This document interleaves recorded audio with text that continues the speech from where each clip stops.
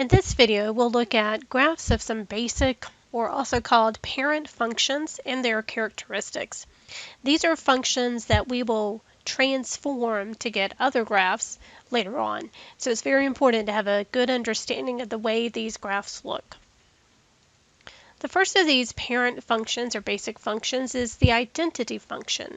The identity function is defined as f of x equals x. Well, remember that f of x is just another name for y. So this is saying y equals x. In other words, y is stealing the identity of x. If I make a table of values and we input values like -2, -1, 0, 1, and 2, then the y value is just simply whatever the x value is, right? Y equals x. So x is -2, y is -2, then -1, 0, 1, and 2 respectively. So this function is defined as the output is equal to the input. But you should recognize this as more because it is a graph of a line, right? Y equals x is the graph of a line whose slope is 1, remember it's a coefficient of x, and whose b value or y-intercept is this constant term which is 0. So we know that the y-intercept is 0, 0. So there's two ways we can get the graph of this. We can plot ordered pairs where the input and the output are the same, or graph it with the y-intercept of 0, 0, and rise over run is just 1. But I have the graph drawn on the screen, but let's just go through this. So I would plot -2, -2, right? -1, -1, 0, 0, 1, 1, 2, 2 to confirm that it is the graph of a line through those points. Another basic function or parent function is the absolute value function. So again, this is y equals the absolute value of x. Well, this just tells us that whatever value we input, the output value is going to be the distance from 0. Right? The absolute value of -2 is 2. The absolute value of -1 is 1. Absolute value of 0 is 0. Absolute value of 1 is 1, and the absolute value of 2 is 2. So when we plot these, -2, 2, -1, 1, 0, 0, 1, 1, and 2, 2, notice that we get a V-shaped graph, which we've seen in earlier sections when we plotted graphs by hand, but a V-shaped graph through those points. Let's talk, before we leave this page, what the domain and range of each of these functions is.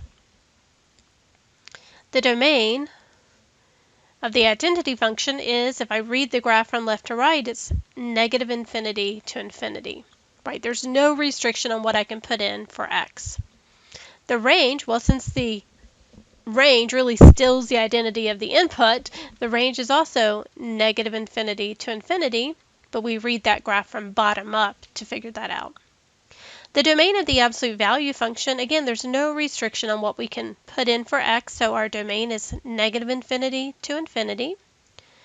But the range is what criteria do the y value satisfy? Well, because we're talking about absolute value, the y value can never be negative. In fact, our lowest point is at 0, 0. So our bottommost y value is 0, and then the graph continues infinitely up, so that is from 0 to infinity, with the bracket at 0. Another of our basic functions is the squaring function. So this is saying that our output is the square of what we input.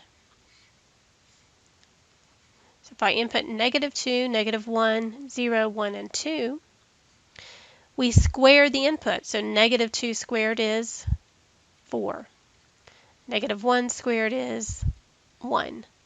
0 squared is 0. 1 squared is 1. And 2 squared is 4. Recall that this is a quadratic function because of the square. Also, when we graph a quadratic, we're going to get a parabola, which we've seen previously. But we have these points -2, 4, -1, 1, 0, 0, 1, 1, and 2, 4. The domain of the squaring function, reading the graph from left to right, it continues infinitely in each direction. There's no restriction on our input, so the domain is negative infinity to infinity. Now the range, our bottommost point is at 0, 0, the vertex, and so our range is from the y value of 0 up to infinity. The cubing function, very similar, except that we're going to cube our input. So if we put in negative 2, negative 1, 0, 1, and 2, when we cube negative 2, be careful with the signs. Cubing a negative, we get a negative 8. Cubing negative 1 is negative 1. 0 cubed is 0. 1 cubed is 1. 2 cubed is 8, right? 2 times 2 times 2. Plotting these points, negative 2, negative 8, it's a little bit off my screen. Negative 1, negative 1, 0, 0, 1, 1, and then 2, 8, again off my screen. But we can see this kind of elongated S through those points. The domain, there's no restrictions on my input, so the domain is negative infinity to infinity, or the set of all real numbers. The range, likewise, when we cube a negative value, we get a negative value, so the range can take on values from negative infinity to infinity. A few more basic functions. The square root function. The square root of x. Well, think about this. There are some restrictions on what I can take the square root of, right? I cannot take the square root of a negative number and get a real number. So recall that we have to find where x is greater than or equal to 0 for our domain. So our domain for this function is just going to be 0 to infinity. So if we put in 0, 1, 4, and 9, I'm putting in nice numbers because the square root of 0 is 0. The square root of 1 is 1. The square root of 4 is 2. The square root of 9 is 3. So plotting those, we get 0, 0, 1, 1, 4, 2, and if I continued, 9, 3.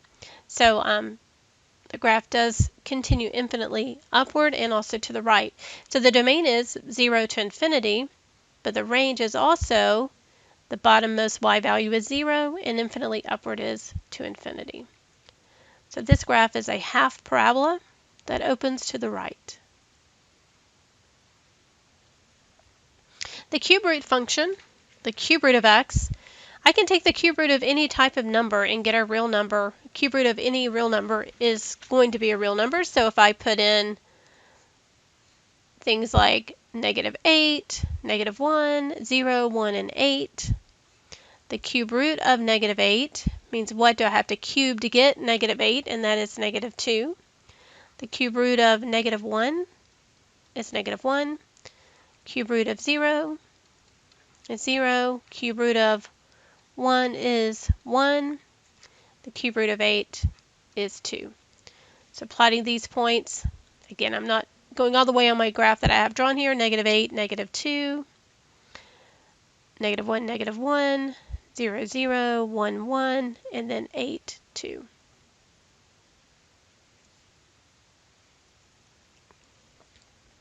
So my domain, the graph extends infinitely in each direction, is negative infinity to infinity.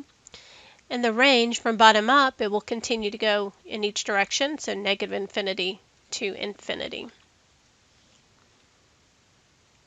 And then the last of these basic functions is the reciprocal function. F of x equals 1 over x. And so this tells me that my output value is the reciprocal of what I input. So if I put negative 2, negative 1, 0, 1, 2, the reciprocal of negative 2 is negative 1/2. The reciprocal of negative 1 is negative 1. Can I take the reciprocal of 0? Now that would make me divide by 0, which is undefined. The reciprocal of 1, or 1 over 1, is just 1, and the reciprocal of 2 is 1/2. So whenever I graph this, I actually have two branches to my graph. I have negative 2 negative 1/2, negative 1, negative 1, 0, I can't put a point there, 1, 1, and then 1, 2. So I could continue to put in points, like if I put in 1/10, the reciprocal of 1/10 is 10. If I put in negative 1/10, the reciprocal of that is negative 10. So at 1/10, my graph would be up to 10. At negative 1/10, I'd be down at negative 10. So you can see as it gets closer and closer to that x equals 0, my graph goes off in each of those directions. The graph will also never be 0. My output will never be 0 because I don't have a number whose reciprocal is 0. So this is a unique graph in that it's not going to cross the x-axis or y-axis. My domain is everything but 0. So negative infinity to 0, union 0 to infinity with the parentheses on each of those. The range is the same thing. From bottom up, I'm every value except for 0, and then I continue above the x-axis from 0 to infinity. We're going to talk more about this function. It's called a rational function. We'll talk more about that in a later section and talk about these axes are called asymptotes and things like that. But for now, just the general shape is what you need to be familiar with. So here are the basic 7 functions: the identity function, squaring function, cubing function, absolute value function, square root function, cube root function, and reciprocal function. So those you need to have the basic shape committed to memory. Of course, you can plug those into the calculator and get the graph, but it would be very helpful if you could kind of visualize them to know when we get to transformations what this shape is going to look like. So let me know if you have any questions on these. Thank you.